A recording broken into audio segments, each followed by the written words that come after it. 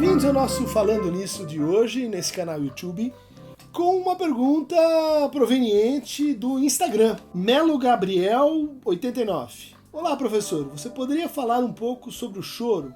Como é visto pela psicanálise e seu lugar na terapia e nas relações com as outras pessoas? Uma pergunta, assim, muito fina, né? A gente fala muito pouco sobre o choro, não conheço nenhum trabalho teórico sobre essa forma de expressão, né, dos sentimentos, dos afetos, tão presente na vida cotidiana de todos os clínicos, dos psicanalistas em particular, que é o choro. Né? A gente convive com o choro, é provavelmente uma coisa que a gente quase todo dia experimenta com outra pessoa, e vai aprendendo as infinitas modalidades, tonalidades, texturas que o choro pode ter. Desde o choro contido, desde aquele choro que é teatral, em que a pessoa encontra uma espécie assim de catarse, e que a partir de algo que a tocou, que a contrariou, que doeu, ela consegue amplificar aquilo e às vezes até se perdendo em relação ao que ela está sentindo em função da interpretação daquilo que está acontecendo com as lágrimas. Né? Mas é um ponto de emergência de afeto, muito importante de ser assim acolhido. O choro ele confere uma certa realidade corporal a certas palavras. É muito importante certas palavras que são indexadores, desencadeantes, né, do choro para diferentes pessoas. A gente tem o choro do luto, aquele choro que pede silêncio, aquele choro que pede uma escuta sobre a ausência, né, que faz vácuo, que faz lembrança. A gente tem aquele choro que é apelo, aquele choro que é demanda aguda, que é o choro do desespero, do apelo, da convocação do outro. E veja que isso já coloca o analista, já coloca a escuta num outro lugar. Né? É um choro que pede silêncio de um tipo, o outro é um choro que às vezes pede também um silêncio, mas é um silêncio de uma outra mensagem, de uma outra natureza. Né?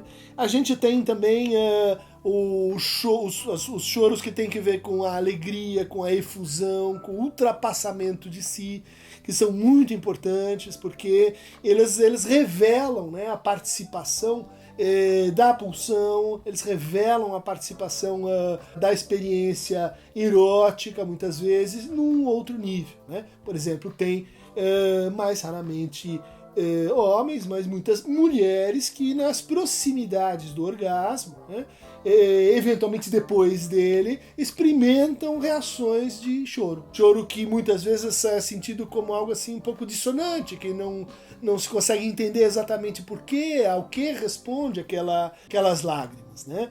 E muitas vezes isso está remetido à interrupção da cadeia significante, aquilo está remetido a um momento de suspensão do desejo, ou de desaparição do desejo, e que a lágrima faz uma marcação corporal, afetiva desse momento. Né? A lágrima ela comemora, o Lacan fala do gozo como uma comemoração, e de fato a gente tem esse tipo de choro, né? O choro comemorativo, que a gente pode opor ao choro rememorativo.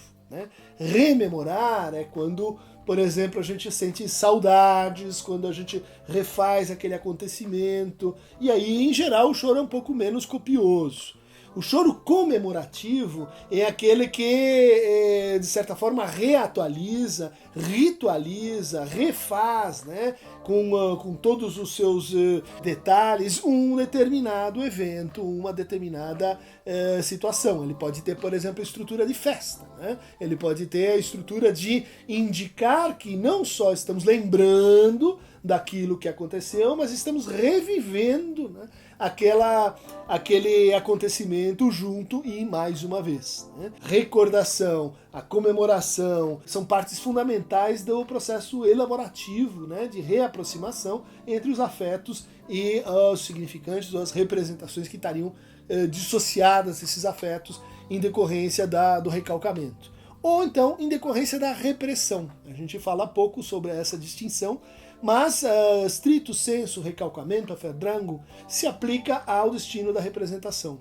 Ao passo que a repressão ou unterdrückung se aplica às transformações do afeto. Então a gente pode dizer o choro, em geral, está associado com uma transformação do afeto. Seja aí a sua inibição na fonte, né? Então ele não se desenvolve. Então, em vez de falar, em vez de lembrar, em vez de ir em frente, a pessoa chora. A gente tem esse caso, essa situação clínica, em que o choro substitui a fala. Ele impede, de certa forma, que a pessoa continue associando. Uma outra repressão possível é quando aquele afeto ele é revertido em angústia. Né? É uma outra forma de choro, é o choro angustiado. Às vezes está mais próximo do desespero, do apelo, às vezes está mais próximo do exagero, mas de toda forma a gente poderia colocar aí nesse lugar intermediário o choro, que é a expressão da angústia, um choro muito difícil de suportar, de escutar, de acompanhar o sujeito nessa modalidade, né, do seu choro. A gente pode ter também a transformação do afeto em seu contrário, né? Então é aquele choro que se inverte em risada, é aquele choro que, por exemplo, pode ser o choro de ódio, o choro da raiva, né? Particularmente quando isso acontece numa situação de ambivalência, em que eu passo de uma emoção de amor para uma inversão de conteúdo, para uma inversão de ódio. Então a pessoa chora, né, como um efeito dessa inversão e um efeito dessa repressão de afetos.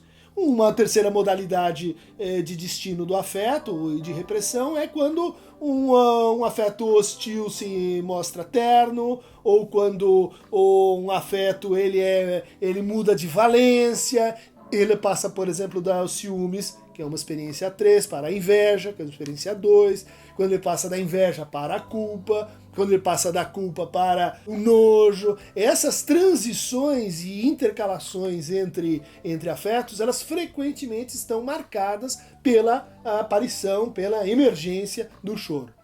No seu seminário 9, o Lacan fez um diagrama sobre os destinos possíveis da angústia, né? E ele deduziu esse diagrama na relação entre inibição, sintoma e angústia, né? Criando uma diagonal que replica o trabalho clássico do Freud sobre semiologia psicanalítica. Do lado da inibição, ele qualificou, né, duas outras formas portanto, de incidência do imaginário, que são a emoção e a efusão ou perturbação, né? Então, tanto o choro efusivo, né, que é aquele que assim sai do controle, que toma conta da pessoa, que a pessoa, vamos dizer assim, se dissocia, né? Quanto o choro que estaria baseado pelo arrebatamento, por ser tomado por uma emoção, e elas estariam do lado aqui da reversão, ou do ultrapassamento, né, da inibição imaginária. A gente poderia dizer assim, olha, na segunda coluna tem uma segunda série de choros, das quais a gente falou aqui. Então, pensando o sintoma no meio, a gente tem um impedimento, que são aquelas pessoas que não conseguem chorar, né?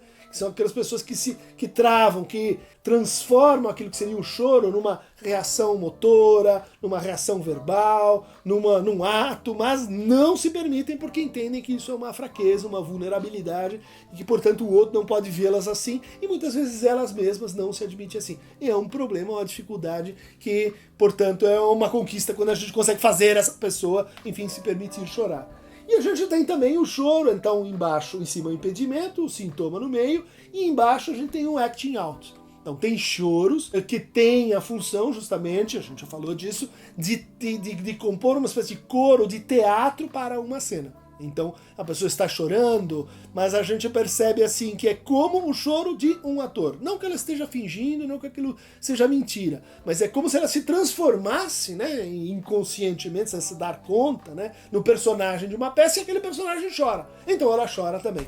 Mas isso, vamos dizer assim, não tem um traço de autenticidade que a gente costuma ver no choro ligado à emoção ou à efusão. Finalmente a gente tem na coluna da angústia em cima o embaraço e no meio a passagem ao ato, né?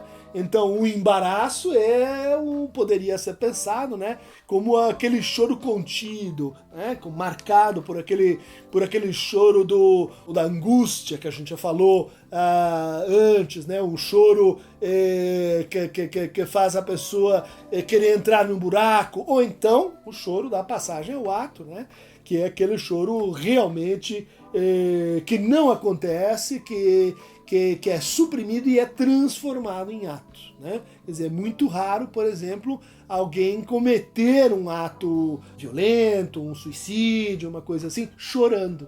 Por quê? Porque quando a gente está chorando, a gente está, de certa forma, em contato consigo. A gente está se sentindo, a gente está em algum tipo de unificação subjetiva, né?